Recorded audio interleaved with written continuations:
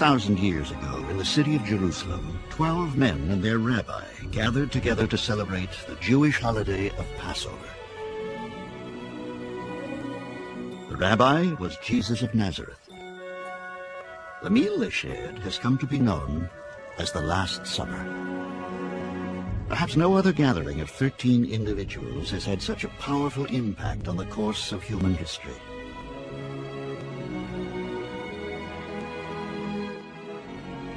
Do we know the actual site where the Last Supper took place?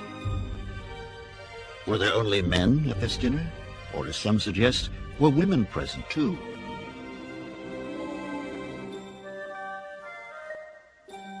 Is it possible that the world's most famous image of the Last Supper, painted by Leonardo da Vinci, is grossly inaccurate?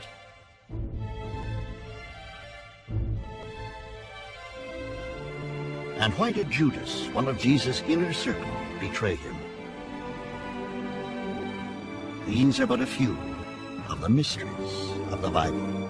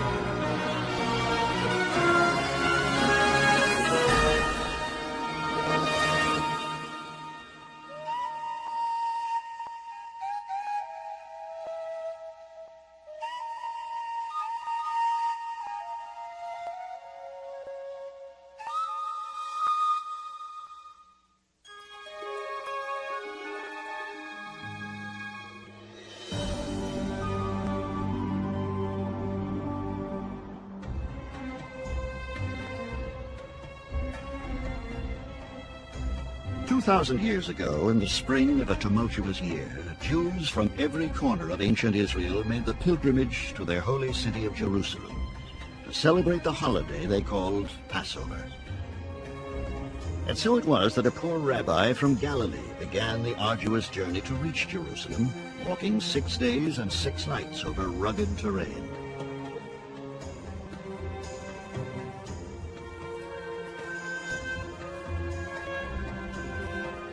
The name of the rabbi was Jesus of Nazareth.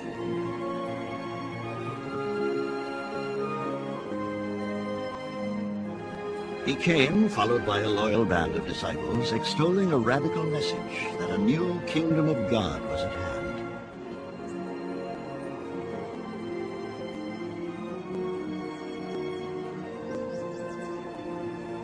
The momentous events of Jesus' final week leading up to the Last Supper may never be fully understood, for no eyewitness accounts exist.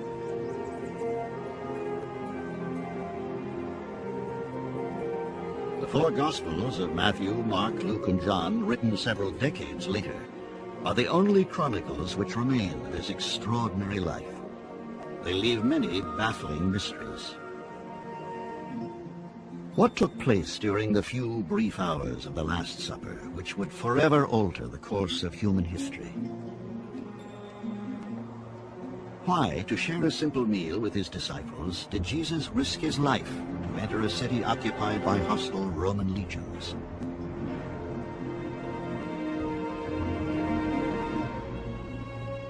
For Jesus, and every other Jew living under the harsh Roman occupation, the streets of this holiest of cities were filled with peril.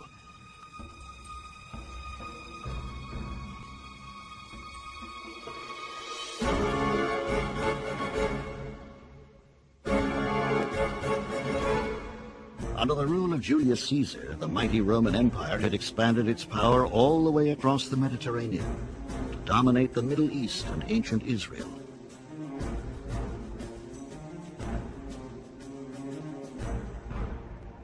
On the streets, you would see a Roman soldier and companions, and as a Jew, you would bristle.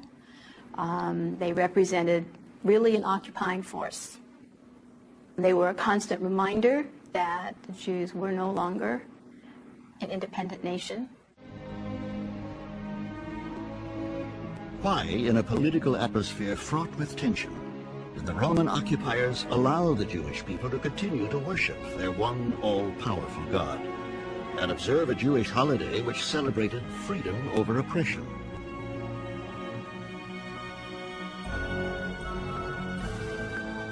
Remember this day, on which you went free from Egypt, the house of bondage, how the Lord freed you from it with a mighty hand.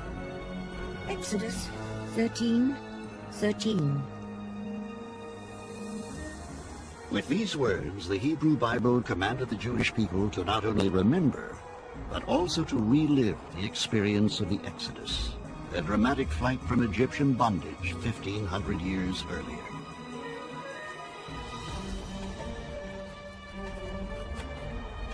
Led by Moses across the Sinai wilderness, thousands of Hebrew slaves had reached Israel, the promised land and freedom.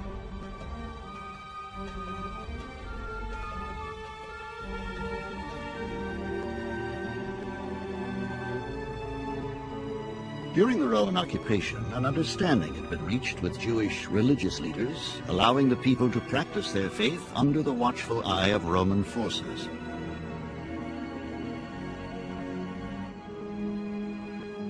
But for Roman and Jew alike, the week of Passover was a volatile, dangerous time, threatening the precarious political balance.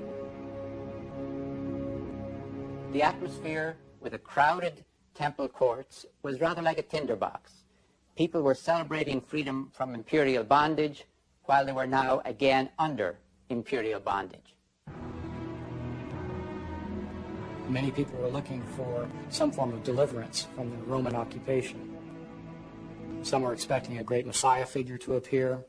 Others were thinking that God would intervene supernaturally on their behalf and send a cosmic judge from heaven to overthrow his enemies. Shortly after his arrival in Jerusalem, Jesus visits the Holy Temple, the center of Jewish religious life. It is here that he performs his first revolutionary act. Historians still ask the question, why would Jesus choose this time and place to take a step which would seal his fate?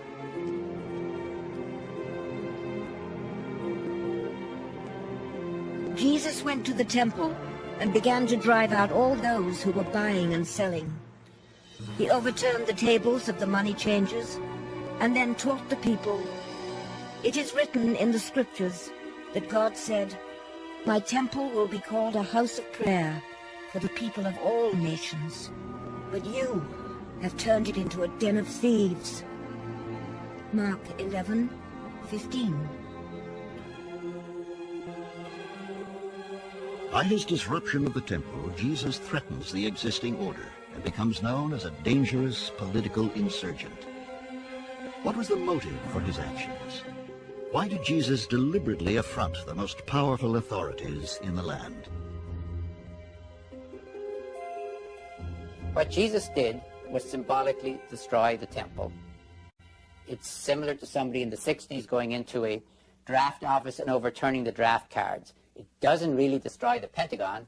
It's a symbolic act, destroying it ritually, as it were. Could Jesus foresee that by his act of defiance he was putting his own life in jeopardy?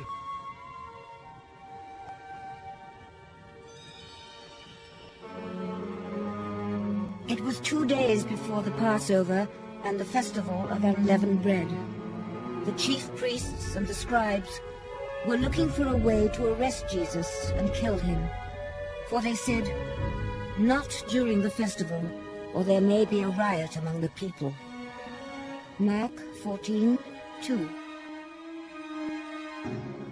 As Jesus readies for the holiday of Passover, others plot a dark conspiracy.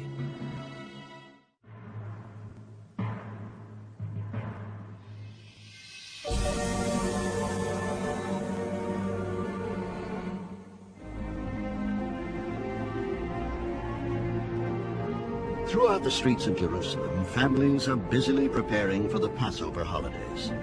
Following custom, celebrants select lambs for the sacrifice that will take place on the steps of the temple.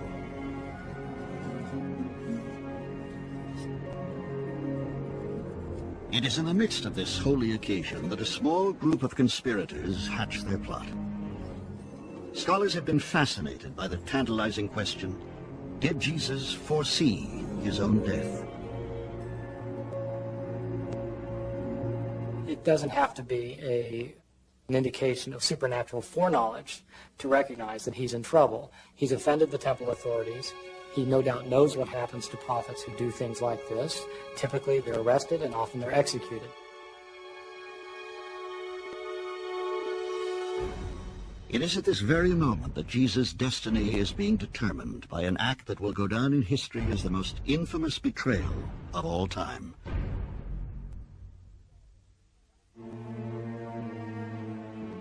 Then Judas Iscariot, one of the 12 disciples, went off to the chief priests in order to betray Jesus to them.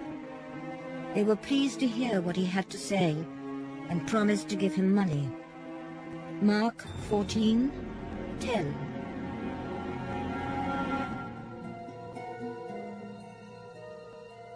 Why did Judas go to the authorities? The motives for Judas's betrayal have long baffled historians. If there's anything mysterious about that Last Supper, it may very well be the role of Judas. Who is he? Where does he come from? Really, we know very little. While the New Testament indicates that Judas betrays Jesus for 30 pieces of silver, historians have questioned this motive because the financial gain he received was so small.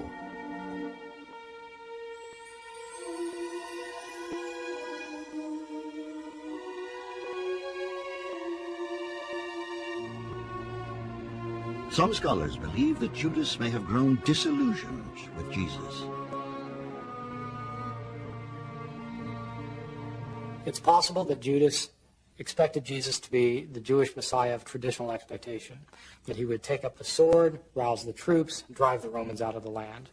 When this didn't happen, that Judas became angry and out of frustration and bitterness turned Jesus over to the authorities. Although the temple authorities are armed with incriminating evidence against Jesus, surprisingly, they do not arrest him. Instead, they bide their time, waiting for the right opportunity.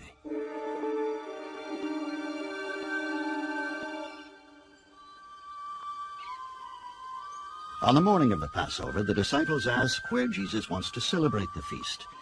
He sends Peter and John off with strangely detailed instructions.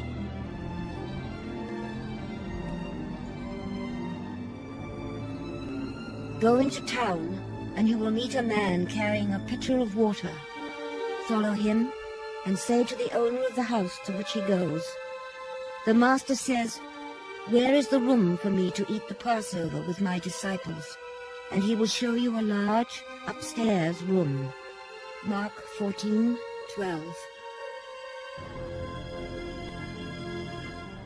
That night, at sundown, Jesus and his followers gather for what has come to be known as the Last Supper, the holiest meal in the history of Christianity.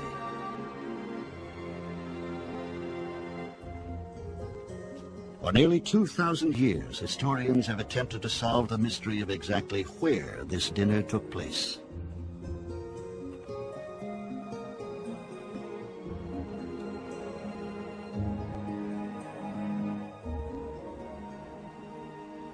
There's a tradition that one of Jesus' later followers, a man named John Mark, owned a house in Jerusalem. We know in the book of Acts that his mother owns a house, and it's possible that they were eating at the house of John Mark's mother.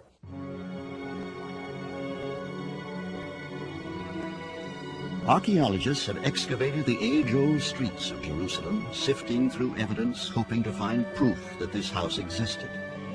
Although no one can say with certainty where the meal took place, a building on Mount Zion is believed by some to be the hallowed site.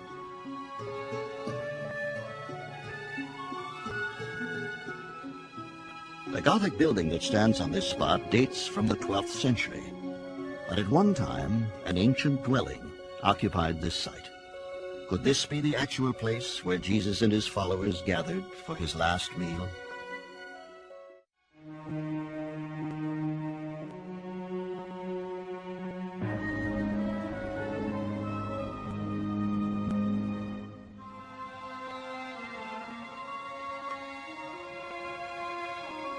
Somewhere among the winding streets of ancient Jerusalem, Jesus and his disciples gather for what will become the most momentous meal in history. The event has haunted the human imagination for nearly 2,000 years. To this day, scholars are still struggling to reconstruct what actually happened in that room.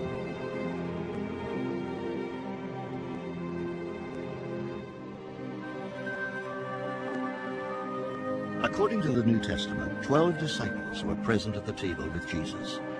We know only a few of their names: Peter, James, John, Andrew, and Judas.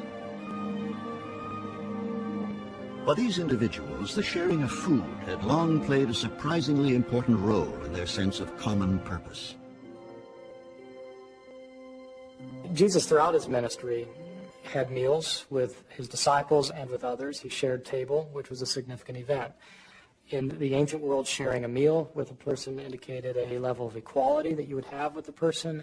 It wasn't just a matter of eating together. It was more of a social, almost a spiritual occasion. The sharing of food embodied the idea, central to the teachings of Jesus, that all people are created equal in the eyes of God. Jesus uses the meal, what I call the open table, as a symbol for the new society which he calls the kingdom of God. It's a table that does not discriminate between rich and poor, between female and male, between the haves and the have-nots, between the pure and the impure, between the slave and the free.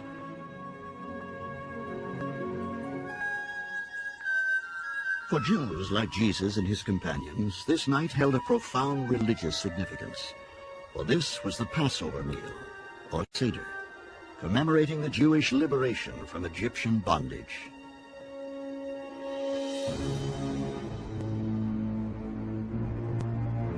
According to the stories recounted in Exodus, God had inflicted 10 terrible plagues on the Egyptian Pharaoh to break his will.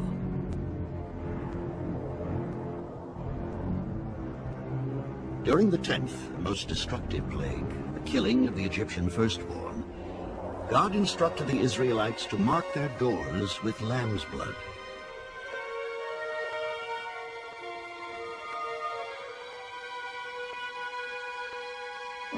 I am the Lord. The blood on the doorposts will be a sign to mark houses in which you live. When I see the blood, I will pass over you and will not harm you when I punish the Egyptians. Exodus 12:12.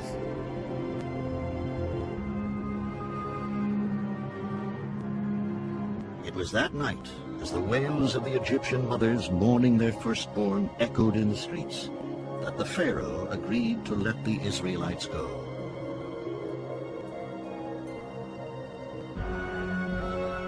Moses was finally able to lead his people out from centuries of bondage, across the Red Sea, towards their promised land.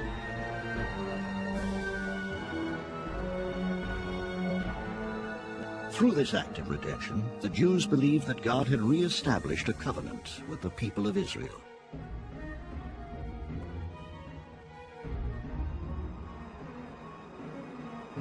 While most scholars agree that Jesus and his companions had gathered to commemorate the flight from Egypt, the most fundamental questions about that final meal remain unanswered.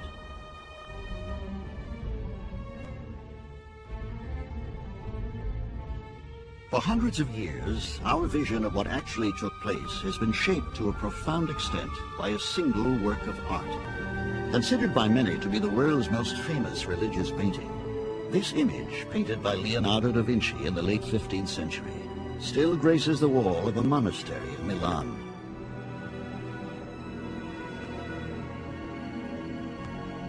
But scholars have come to question the historical accuracy of da Vinci's masterpiece. Who among Jesus' companions actually attended the dinner?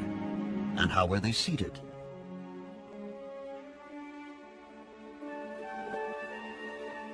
Leonardo's painting depicts the disciples as seated upright behind a long table.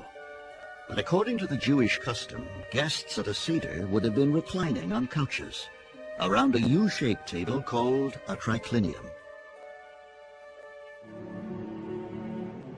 An As for those present at the meal, Leonardo has chosen to portray only male disciples. At a Seder, women would have participated as well.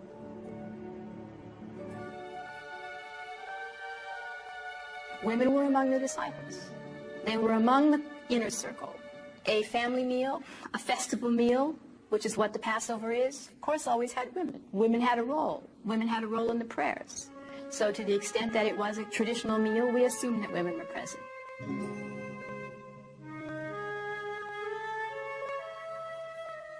Is it possible that women sat at the table with Jesus at this holiest of meals?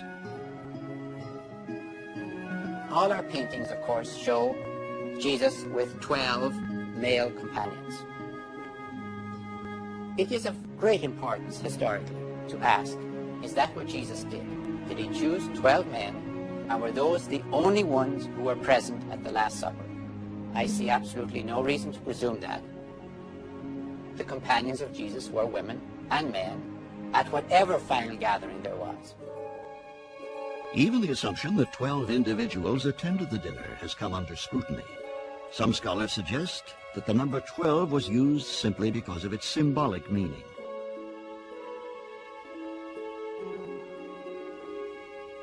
Ancient Israel traced its lineage back to the 12 tribes of Israel, the 12 sons of Jacob being the heads of the 12 tribes. It's possible then that this number 12 is symbolic of the new people of God who will enter into the kingdom when it comes. But while many scholars insist that the Last Supper was a Passover meal, others question that assumption. I don't really think that the Last Supper was a Passover. First of all, you don't have any of the actual rituals of the Passover. The Paschal Lamb, the telling of the story of Passover. None of that is in the description of the Last Supper. Jesus actually would have been crucified and in fact arrested on a Jewish holiday, which would be virtually impossible to believe. The Gospels themselves are in disagreement. The accounts given by Mark, Matthew, and Luke place the dinner on Passover. The Gospel of John, however, sets it on the night before. If John's account is to be taken literally, Jesus is himself sacrificed on the Passover.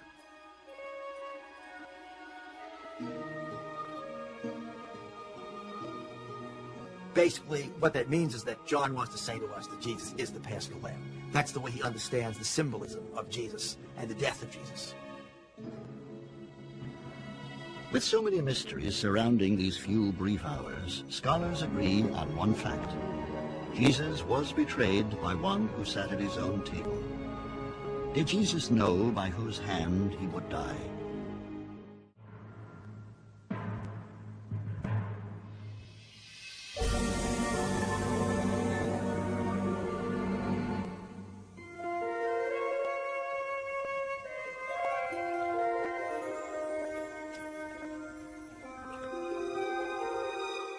For the companions who dined together at the Last Supper, perhaps the most portentous meal in history, the atmosphere must have been tinged with sadness.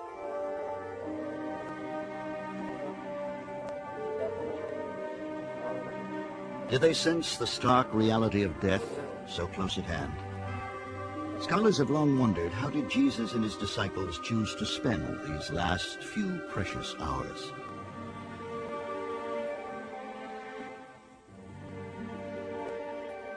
The biggest mysteries about the Last Supper, to me, are what really happened at that meal.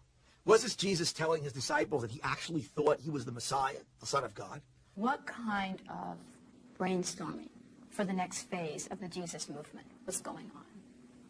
All the conflicting motivations, dreams, and aspirations about what it meant to be Jewish. I would have loved to be there.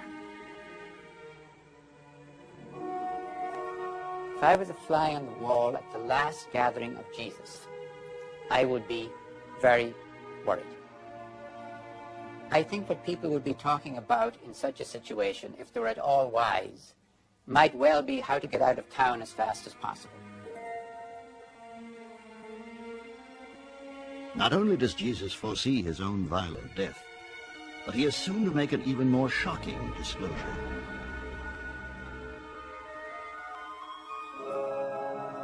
While they were at the table eating, Jesus said, "I tell you that one of you will betray me, one who is eating with me." And they began to be sorrowful, and to say unto him one by one, "Is it I?" Mark 14:19. Even as his followers search their souls, is it possible that Jesus already knows the identity of his betrayer?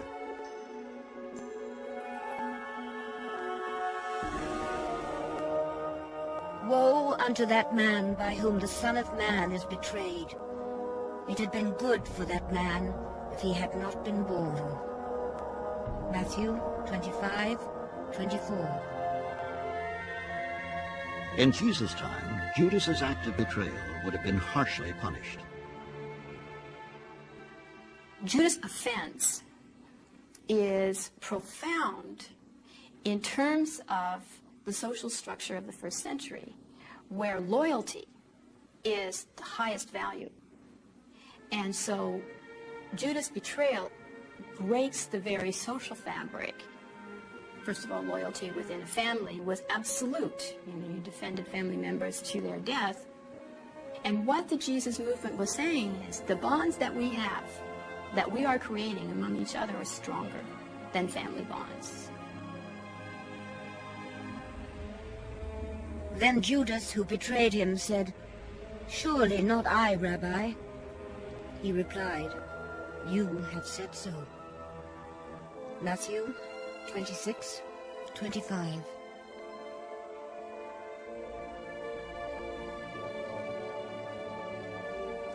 After this fateful confrontation with Judas, according to the Gospels of Matthew, Mark, and Luke, Jesus takes up the remaining bread and distributes it among his disciples. This simple gesture will hold a profound meaning, which will echo throughout the centuries. The disciples partake of the bread. Jesus reaches for a cup of red Passover wine.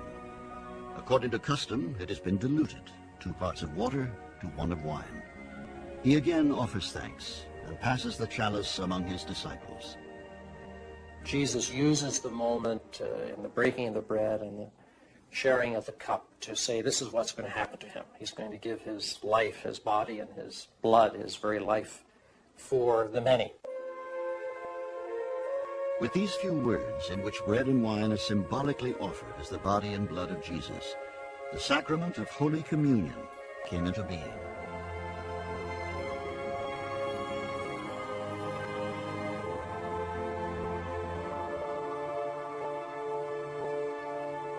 However, the story of the Last Supper in John's Gospel does not include this powerful ritual.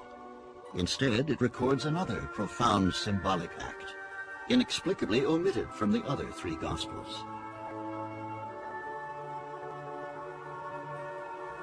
Jesus gets down on his knees like a slave.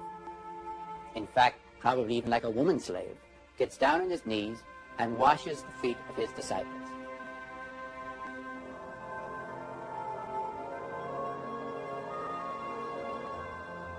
Jesus washing the feet is a kind of, on the one hand, submissiveness, but even more so, it seems to be symbolic of the passing on the mantle of leadership. What is the message that Jesus, with this simple act of humility, is attempting to convey? And what Jesus says, you want to run this church? Here's how you do it. You are the servants of the people of God, and it's not poetry. It means getting down on your knees and washing people's feet.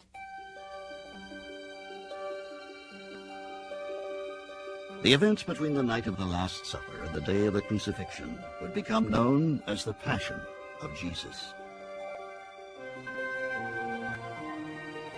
Many have wondered what was in the mind of Jesus as he faced the terror of his own death.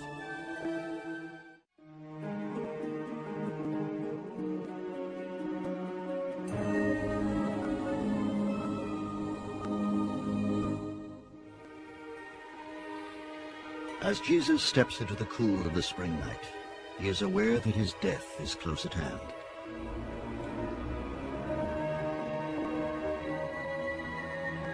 Followed by his disciples, he retreats into the seclusion of a tranquil garden on the Mount of Olives.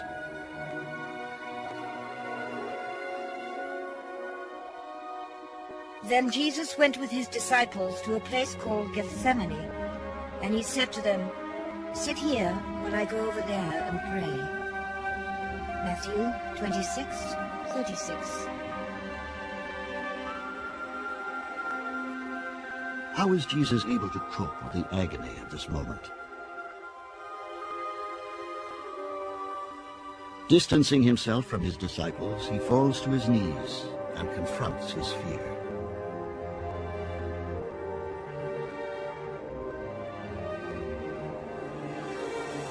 My Father, if it is possible, let this cup pass from me.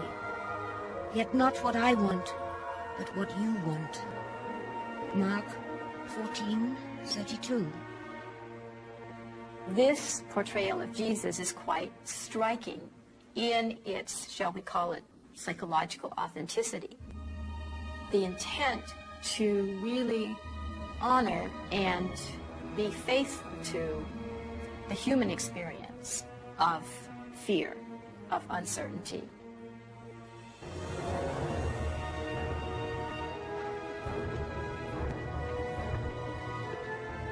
The clank of Roman weapons shatters the stillness of the night. Jesus looks up to see Judas approaching, and behind him a crowd carrying swords and clubs.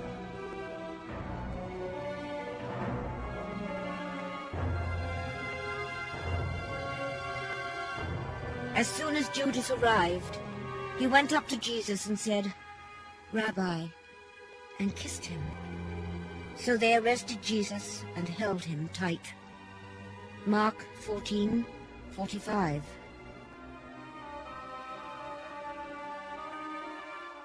Jesus is brought before the high priest Caiaphas, who charges him with advocating the destruction of the temple. Caiaphas sends him to Pontius Pilate, the Roman governor.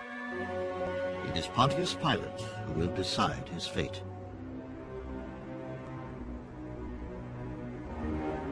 "Are you the king of the Jews?" he asked. "So you say," answered Jesus.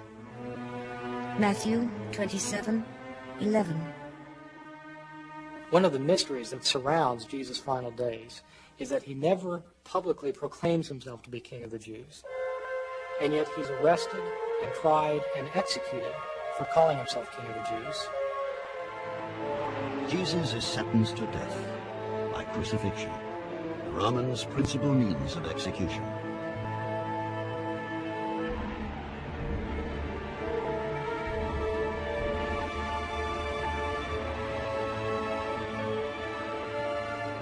Crucifixion was a slow, torturous death. It was actually a death by asphyxiation. The prisoner who was being attached to the cross was nailed through the wrists rather than through the hands, as is commonly depicted. People could last as long as their strength held out. When their strength failed, their body would finally distend to such an extent they could no longer breathe. As the tragic events unfolded, historians have wondered what happened to the individuals who shared the Last Supper with Jesus.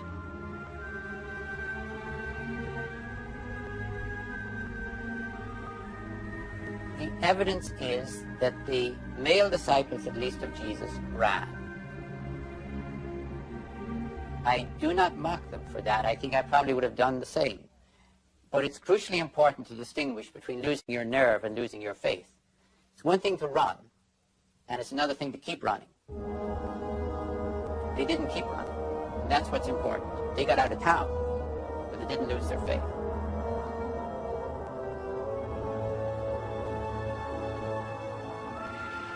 And what of the 12th disciple who betrayed Jesus? According to gospel accounts, Judas dies by his own hand. In Roman society, honor was the most important social value that any male could have.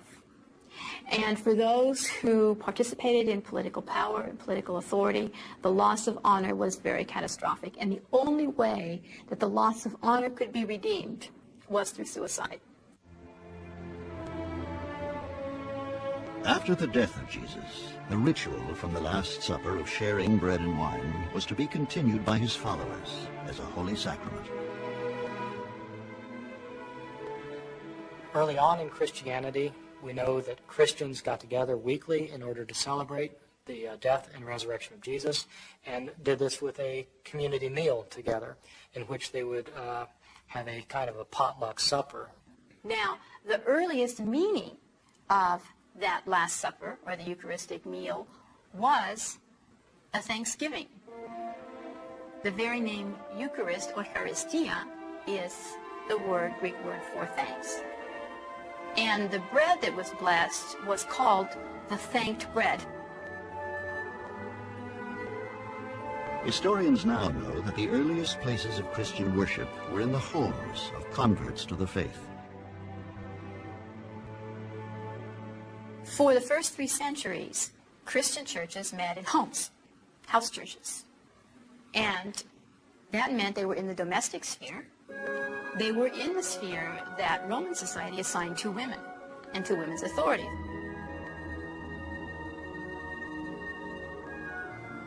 The age-old power struggle between men and women seems to have surfaced over the question of who should preside over the communal meal of the Eucharist.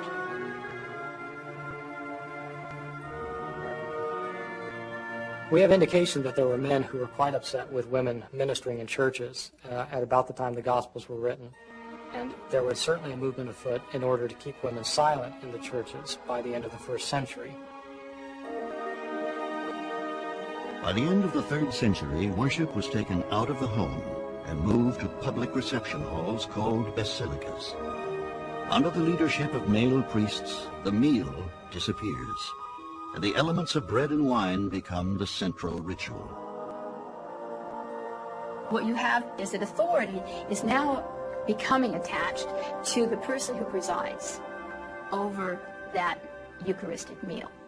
And then that becomes a way of separating the leadership from the rest of the people. And so it was, from the simple sharing of a fellowship meal called the Eucharist, that over the centuries the rite of Holy Communion was to evolve.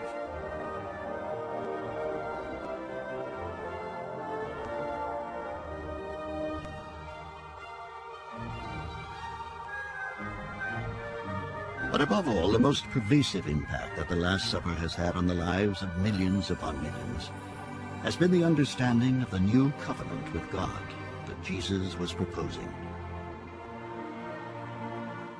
The Last Supper takes the entire life of Jesus, with all its emphasis on the open table and the eating together, and encapsulates the life and the death of Jesus together at a meal. The Eucharist is food. In Christianity forever, the central rite of Christianity is food distributed equally to all. From the humble breaking of bread in Jesus' time would come food to sustain the soul and the body. And if the vision of Jesus was ever to be fulfilled, perhaps a day would someday come when for all humanity, hunger of the body, as well as hunger of the spirit, would finally be only a distant memory.